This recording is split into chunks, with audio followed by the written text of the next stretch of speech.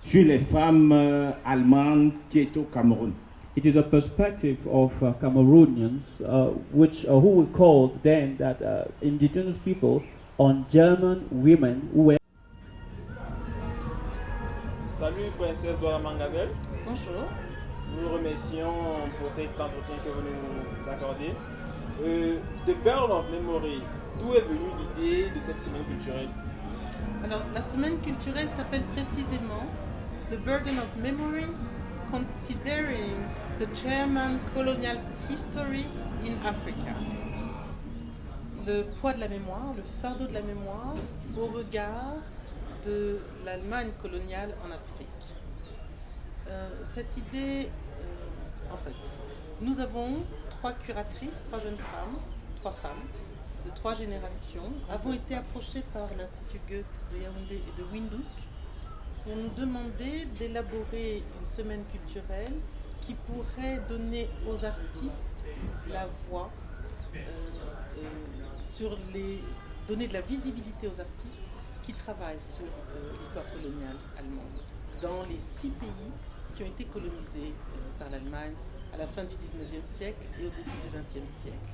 Il s'agit précisément du Rwanda, du Burundi, de la Tanzanie, du Togo, de la Namibie et du Cameroun.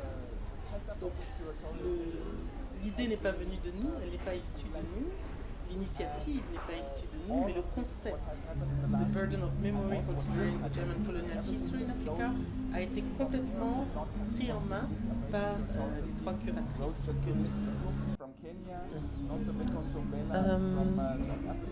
Nous avons été contactés par les deux Goethe Institute au mois de octobre-novembre l'année dernière. Et ce travail, qui mériterait 2 années de préparation, a été élaboré en 1 an. Nous sommes 1 an après. Et ce que nous avons relevé comme défi a été de faire le tour de tous les pays concernés, mais nous ne sommes pas partis de zéro. Avant que nous ne soyons sur la route avec notre bâton de pèlerin, il y a eu une démarche que les Goethe ont entreprise, sollicitant des experts dans chacun des 6 pays pour qu'ils puissent faire un inventaire des scènes artistiques de ces pays-là qui traitaient de la période coloniale allemande, des traces de la période coloniale. Parce que la période coloniale est quand même, nous sommes à plus d'1 siècle de cette période-là. Nous ne considérons pas ça comme un héritage, ce n'est pas un patrimoine, mais il y a des traces qui nous ont marqués. Et ayant fait ce tour, nous sommes, Nontobeko a mis entre nos mains le livre de Wole Soyinka, dont le titre est The Burden of Memory, The Muse of Forgiveness. Le poids de la mémoire, le fardeau de la mémoire et la sensibilité pour le pardon, en voie du pardon, la muse du pardon. Et donc, en regardant ce livre qui a été écrit au regard de la situation sud-africaine, dans laquelle ils ont mis en place, après la fin de l'apartheid, tout un comité pour la réparation, pour la reconstitution de la société sud-africaine. La pensée de Wole Soyinka est de dire que, et c'est pour ça qu'il parle de la muse comme l'inspiration, la source d'inspiration pour le pardon. La pensée de Wole Soyinka est de dire la place de l'art, la place de la poésie, la place de la représentation est fondamentale pour aider à recoller les morceaux. Et nous nous sommes donc inspirés de ce livre pour donner le titre à notre semaine culturelle et aussi pour aller dans le sens qu'il développe et qui nous semble être l'une des seules manières de pouvoir toucher véritablement un large spectre de personnes, non pas simplement sur des discours, mais surtout et avant tout sur des sensibilités, sur des émotions, sur comment on ouvre la porte aux pleurs, et ouvrir la porte aux pleurs et refermer les cicatrices. En sillonnant ces 6 pays-là, nous avons identifié, au travers des travaux, des propositions artistiques, des praticiens de l'art, nous avons identifié 6 thèmes qui sont les thèmes essentiels, centraux de cette semaine culturelle. Le premier thème, d'évidence, c'est le fardeau. Je disais lors de mon discours introductif, il n'y a pas un grain de sable de nos pays respectifs qui n'ait pas été convoité, exploité, approprié par le colon. Et ces grains de sable qui aujourd'hui sont 100 et quelques années plus tard continuent d'être surexploités de la même manière que les Allemands l'ont fait, nos dirigeants le font. Et nous devons sortir de ce cercle vicieux du copier-coller de cette période coloniale, passant par la période néocoloniale, la période post-coloniale dans laquelle nous nous trouvons aujourd'hui, et qui ne donne aucune réponse à nos envies, à nos besoins, à nos nécessités. Et donc, la manière dont nous avons intérêt à le faire, c'est par l'art, pour sortir du cercle vicieux. Le poids, le fardeau de la mémoire, le fardeau de cette histoire coloniale, où chaque grain de sable, chaque famille a été touchée. Les cicatrices sont. Deuxième thème qui est très important, c'est celui de la mémoire. Dans tous nos pays, nous avons constaté que dans tous ces pays, les 6 pays en question, nous sommes éduqués à l'amnésie. Nous sommes éduqués à ne pas nous souvenir. Et nous devons nous souvenir, nous devons savoir ce qui s'est passé. Et l'art est une tellement belle manière d'éduquer, de transmettre, de faire passer des informations. Le troisième thème est le deuil. Nous devons apprendre à faire le deuil de cette période. Autant nous sommes marqués physiquement, autant nous devons, comme le font, hier on a eu une performance magnifique, Dance Under the Rubber Tree, d'une compagnie namibienne, et il faut qu'on danse, il faut que nos pas nous libèrent, que l'on pleure pour ceux qui sont partis sans savoir ce qui s'était passé, pour ceux qui sont partis parce qu'ils ont résisté et qu'on leur a ôté la vie, pour ceux qui sont partis parce que ils ont cru en cette Allemagne coloniale. Et ils ont été également les victimes de leurs propres frères à un moment ou à un autre. Pour ceux qui sont partis, pour ceux qui nous ont laissés, le deuil. Ensuite, le thème qui nous a semblé extrêmement fort a été celui de la résistance. Beaucoup de jeunes Camerounais, beaucoup de jeunes Africains sont persuadés que nous avons été des victimes consentantes de cette histoire. Non.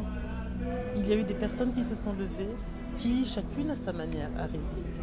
Moi, je suis la descendante de Rudolf Woller-Mangabell. Tout le monde connaît cette histoire ici au Cameroun, ou presque. Mais il y a des anonymes qui ont perdu leur vie, parce qu'ils ont résisté, chacun à sa manière. Il y a des femmes, des enfants qui ont perdu leur vie, et on n'en parle pas. Et donc les artistes nous ont invités, notamment le travail de Jean-David Nkot, nous invite à se souvenir de ces anonymes, à poser cette fleur, cette bougie dans ce mémorial très temporaire, ce mémorial qui va disparaître. Il nous invite à honorer les résistants. Un autre thème qui a été très intéressant et que je trouve difficile aujourd'hui, c'est celui de la réclamation, la revendication, la restitution. Il est difficile ce thème, mais il est abordé par les artistes. Il y a encore une Camerounaise, le travail de Sylvie Njobati sur Ngonso. Ngonso, c'est l'objet qui se trouve maintenant dans un musée en Allemagne, si mes souvenirs sont exacts, et qui a été effectivement arraché à ce peuple dans le nord-ouest du Cameroun. Et d'autres artistes qui parlent de ce qui nous a été arraché et qui mériterait de nous être restitué. Et cette conversation-là, elle est extrêmement complexe parce que je ne veux pas rentrer dans les conditions qui ne sont pas réunies, ça c'est un faux débat, mais c'est on restitue quoi ? Un objet qui a été désincarné puisqu'il a été enfermé dans un espace où il n'avait pas sa raison d'être.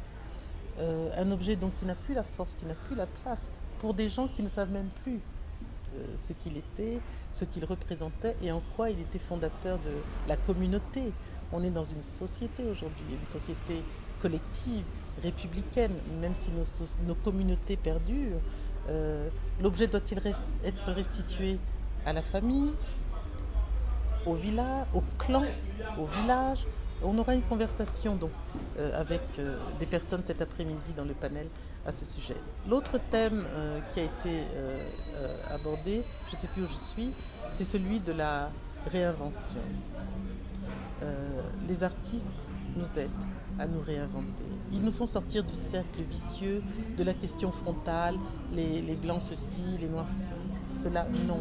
Ce que nous avons ouvert comme opportunité, nous avons saisi l'opportunité, les trois curatrices, nous avons saisi l'opportunité offerte par le financement de l'Institut Goethe pour, en toute liberté, décider que l'Afrique parle à l'Afrique. Que nous avons les mêmes cicatrices, nous avons eu le même colonisateur, nous avons quasiment les mêmes cicatrices, les mêmes causes peuvent produire les mêmes effets. Ce que le Rwanda a vécu au Cameroun, on n'est pas loin de le vivre, dans une certaine mesure. Ce que je veux dire par là, c'est que la colonisation allemande nous a enfermés dans des frontières que nous n'avions pas choisies, et elle nous a appris à nous regarder comme étant dans les mêmes frontières des clans. Et elle nous a appris à nous affronter les uns contre les autres. Ça ne veut pas dire qu'il n'y avait pas des conflits entre les clans avant la colonisation, mais elle nous a appris à la haine. Elle nous a appris à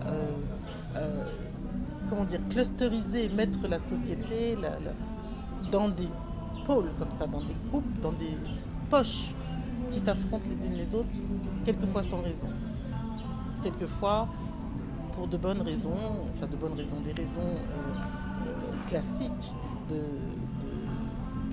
des guerres pour le territoire, pour l'appropriation, le déplacement des personnes, etc. Je ne peux pas développer plus parce que j'en dis beaucoup. Mais cette semaine culturelle que nous avons conçue n'est pas une semaine culturelle soumise aux diktats ou aux désirata ou à la promotion de l'Allemagne coloniale.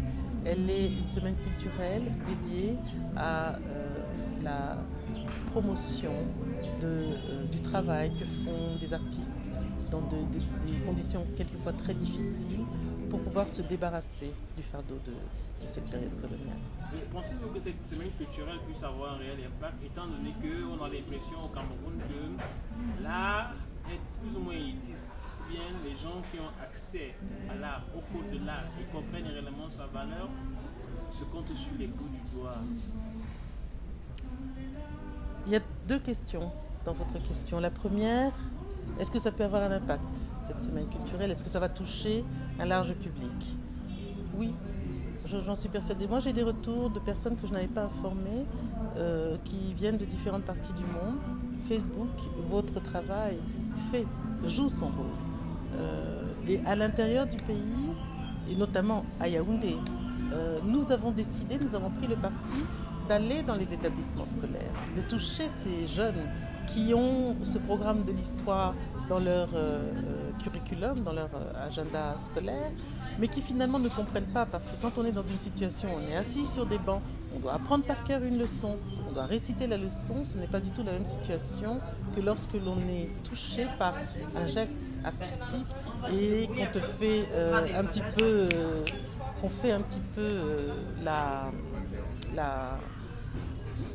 qu'on confronte les jeunes à des émotions, à des sensibilités, des choses comme ça. Donc oui, on réussit, je pense, à toucher un large public. Et je trouve que les Camerounais ont finalement une très grande habitude de faire des faux procès.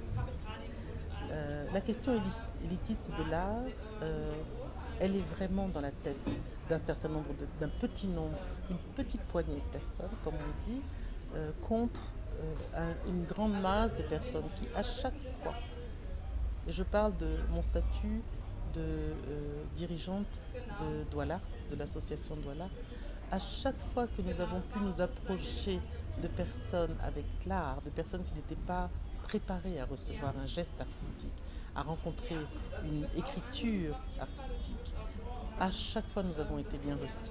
À chaque fois. Ce n'est pas élitiste. Ce qui est important, c'est la résonance que cela peut avoir dans les gens. Oui, quelquefois on ne comprend pas avec la tête, mais on sent avec le cœur. De nouveau, les performances de Trixie, par exemple, encore une fois une Namibienne, ou la performance de Vicentia, une Tanzanienne, ont été extrêmement bien reçues par un public qui n'était pas averti. Et elles ont été bien reçues pourquoi ? Parce que, au-delà de l'action, il y a une atmosphère qui se dégage et les personnes rentrent dans cette atmosphère. Et les personnes sont touchées. Et ce que l'art apporte, la qualité de l'art, la spécificité de l'art, c'est de toucher les émotions des gens. C'est de toucher la partie la plus humaine qui fabrique l'individu, l'être humain. Et donc, c'est un faux procès de dire c'est réservé à une élite. Oui, il y a des pièces artistiques que moi-même je ne comprends pas. Mais il y a des pièces artistiques que je ne comprends pas et sur lesquelles je suis capable de donner des mots en me disant mais est-ce que ça veut dire ça, est-ce que ça veut dire ça ? Et les débats se font autour de l'incompréhension ou de la compréhension. La plateforme, voilà ce que nous offrons. L'art offre une plateforme avec une parole qui peut être désinhibée parce qu'il n'y a pas de censure, il n'y a pas de règles d'or pour pouvoir parler d'art, pour pouvoir parler autour d'une œuvre d'art. Votre mot de fin, le message que vous voulez transmettre aux personnes qui vont vous écouter.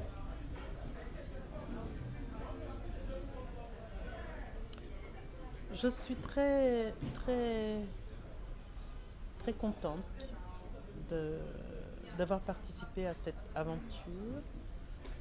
Ce n'est pas un point final, je pense qu'on vient d'ouvrir une nouvelle porte. Je pense que c'est la toute première fois qu'il y ait une concentration de ces 6 pays-là et que ce ne soit pas une concentration de pays, mais que ce soit une concentration de gestes. Et je pense qu'il y a un faux procès qui est fait également, qui est de dire oui, les Allemands sont en train de nous manipuler. Il faut nous faire confiance. Il faut se faire confiance. Si l'on bénéficie d'un soutien, ça ne nous empêche pas de pousser les limites, de pousser les portes pour que nous puissions nous réfléchir, nous regarder et nous redonner. Il y a la réflexion et il y a le miroir. Et nous sommes vraiment en train d'ouvrir ce miroir qui va nous permettre de nous regarder différemment et probablement de mieux nous projeter dans l'avenir.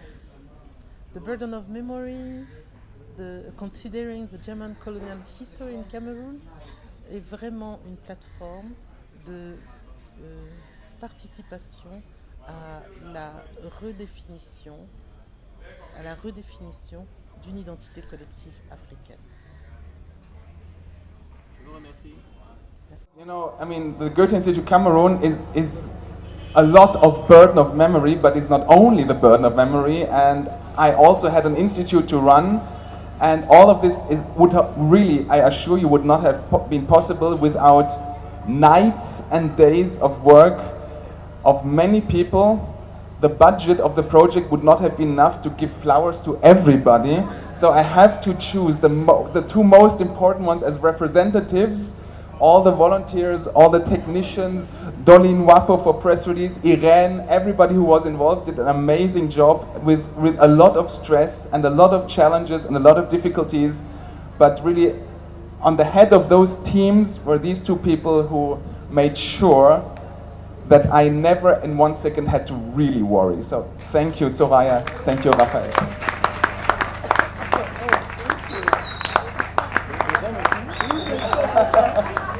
So, and now I give over to our host, Tito, to continue the night. Thank you so much. It's been amazing. A round of applause, please. Round of applause. Round of applause to the whole team.